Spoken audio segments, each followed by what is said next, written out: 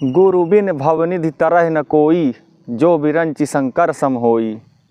गुरु के बिना इस भवनिधि या भव सागर को कोई पार नहीं कर सकता, चाहे वो शंकर भगवान ही क्यों ना हो। हर व्यक्ति के जीवन में कभी न कभी गुरु की आवश्यकता पड़ती है।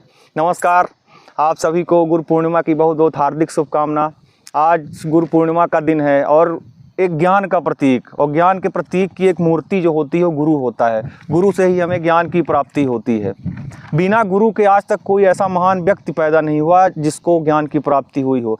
हम बिना गुरु के किसी विशेष क्षेत्र का तो ज्ञान प्राप्त कर सकते हैं, पर गुरु हमें एक जीवन का दर्शन बताता है, एक जीवन का ज्ञान बताता है, हमारे जीवन का उद्देश्य बताता है। क्या महत्ता होती है गुरु की, क्यों मनाते हैं हम गुरु पूर्णिमा?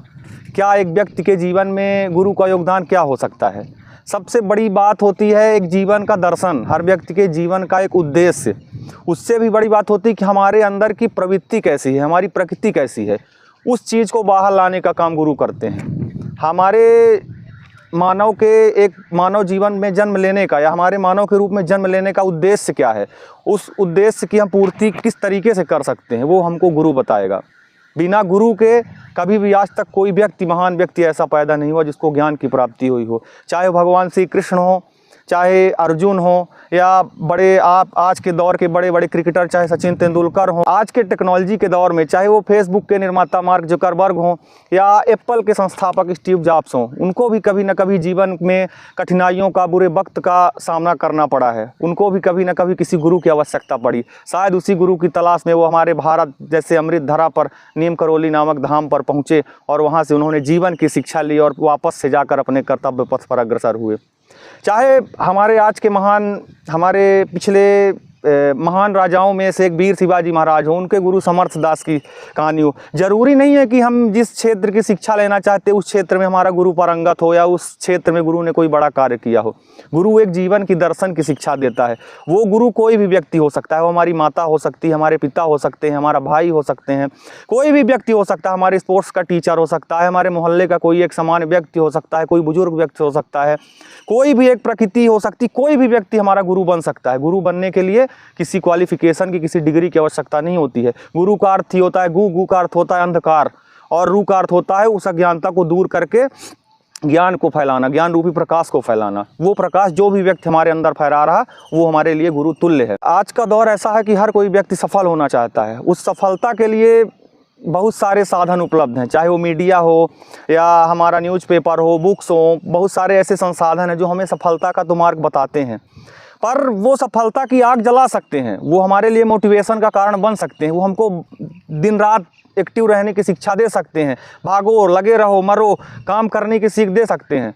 पर हमको शांत करने का जो साधन वो गुरु ही बताएगा। कैसे इन भाग दौड़ से, इन असफलताओं से हमको किस तरह से असफलता पाने के बाद कैसे शांत रहना है, वो शांत चित्र मन हमको गुरु बताएगा। गुरु ही हमको समर्पण का भाव बताएगा, गुरु ही त्याग क्या होता है वो बताएगा। एक गुरु का योगदान क्या हो सकता है? हम बहुत सारा कठिन परिश्रम, अथक मेहनत परिश्रम करके खूब टैलेंट के दम पर किसी भी दरवाजे को खोल सकते हैं, पर वो दरवाज़ा हमेशा के लिए हमारे लिए खुला रहे, उसके लिए हमारे अंदर वर्च्यू, वैल्यू और बहुत सारा अच्छे संस्कार और गुड कैरेक्टर की आवश्यकता होती है। वो हमको गुरु से मिलता है। जब तक हम किसी गुरु के पास नहीं जाएंगे, हम कहीं भी ज्ञान अर्जन करके कुछ भी पा तो सकते हैं, पर उसको बरकरार नहीं रख सकते हैं। उसके लिए हमको गुरु की आवश्यकता होगी। गुरु ही हमारे अंदर वो साहस, वो धीरज, धैर्य, अच्छे गुण, सद्गुण उत्पन्न करता है, जिसके माध्यम से उस द्वार को हमेशा के लिए अपने लिए खुला रख सकते हैं। आप किसी भी टैलेंट को अर्जित करके, किसी भी ज्ञान को अर्जित करके आप धनवान बन सकते हैं, किसी भी विद्या को अर्जित करके आप धनवान तो बन सकते हैं, पर गुरु आपको समृद्धवान बनाएगा। वो समृद्धता होगी आपके अंदर नैतिकता की, सद्गुणों की। आप अपने धन को किस तरह से सदुपयोग करें, आप अपने कमाए हुए धन को, आप अपने अर्जित योग्यता को किस तरह से समाज के लिए उपयोगी बना सकते हैं। ये जीवन की सच्चाई है कि आज तक कोई व्यक्ति जो इसने धन का अर्जन किया और उस धन को अपने लिए ही उपयोग करके वो व्यक्ति खत्म हुआ, कभी व्यक्ति आज तक संतुष्ट होकर नहीं मरा है। धन की संतुष्टि कहाँ उपयोग करने में मिलेगी, ये हमको गुरु से पता चलेगा। गुरु हमको बताएगा कि उस धन का उपयोग कितना अपने लिए करना है, कितना इस सामाजिक जगत के लिए करना है। वो एक गुरु से ही हमको ज्ञान प्राप्त होता है कि हमें किस तरह से आत्मसंतुष्टि की प्राप्ति हो, किस तरह से हम आत्मार्थ से परमार्थ की ओर जा सकते हैं। वो एक गुरु बताएगा। Your calibre is not tested by success your life, your calibre is tested how to handle failure in life. आपका जो क्षमता है, आपका जो ज्ञान है, वो इससे निर्धारित नहीं होता कि आप कितना सक्सेस हैं लाइफ में।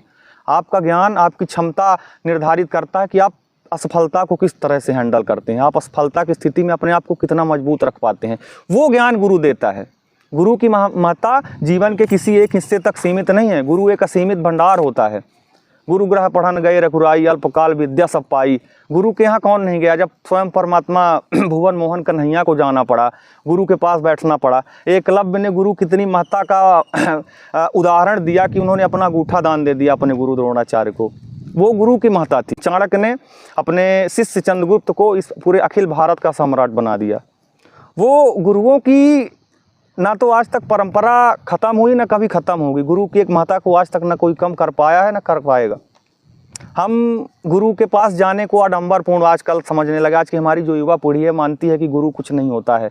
हम टेक्नोलॉजी का यूज करके हम बड़ी बड़ी संस्थाओं में प्रवेश लेके सब कुछ सीख सकते हैं। हम सब यकीनन सब कुछ सीख सकते हैं, पर जब जीवन में बुरा दौर आएगा, उस दौर में हम किस तरह से अपने आप को मजबूत रखें, किस तरह से विकट से विकट परिस्थितियों में हमको मजबूत रहना है, ये गुरु बताता है। कि हमारे हाथ में केवल प्रयत्न करना है, एंड रिजल्ट हमारे हाथ में नहीं है, वो कोई और डिसाइड करता है। हम कितना भी बड़ी जगह पर पहुंच जाएं, लेकिन यथार्थ सत्य यही है कि जब तक ज़मीन से हम जुड़े नहीं रहेंगे, तब तक हमारे गिरने का खतरा हमेशा बना रहेगा। आज की व्यवस्थाएं हमको हवा में उड़ना तो बताती हैं, पर कैसे गिरने पे संभलना है और कैसे गिरते हुए अपने आप को बचाना है, वो हमको केवल गुरु व्यवस्था या गुरु परंपरा के बिना नहीं जान सकते हैं हम।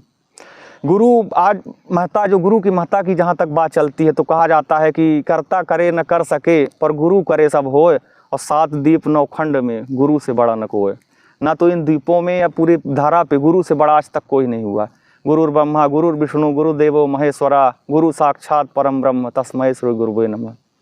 गुरु ब्रह्मा भी है, गुरु विष्णु भी है, गुरु महेश भी है। गुरु पूरी धरा का संचालक ईश्वर से भी श्रेष्ठ बताया गया। उसका कारण यही है क्योंकि वो हमको भगवान को किसने बताया? गुरु बताता है कि एक ऐसी अलौकिक पारलौकिक शक्ति है जो इस पूरी सृष्टि का संचालन कर रही है, जिसके समक्ष जाने से ही हमें शांति मिलेगी। जहाँ हमारा अशांत मन शांत होगा, हमें ऐसे ज्ञान की प्राप्ति होगी जिस ज्ञान का हम अपने ही शांति के लिए उपयोग कर सकेंगे। और सबसे बड़ा मानव का गुरु हम स्वयं होते हैं, और वो हमारे स्वयं का ज्ञान जो करवाता है वो गुरु होता है। इसलिए गुरु एक ऐसी अपरिभाषित चीज़ है जिसको एक शब्द में या किसी विशेष परिभाषा में परिभाषित करना एक सामान्य बात नहीं है।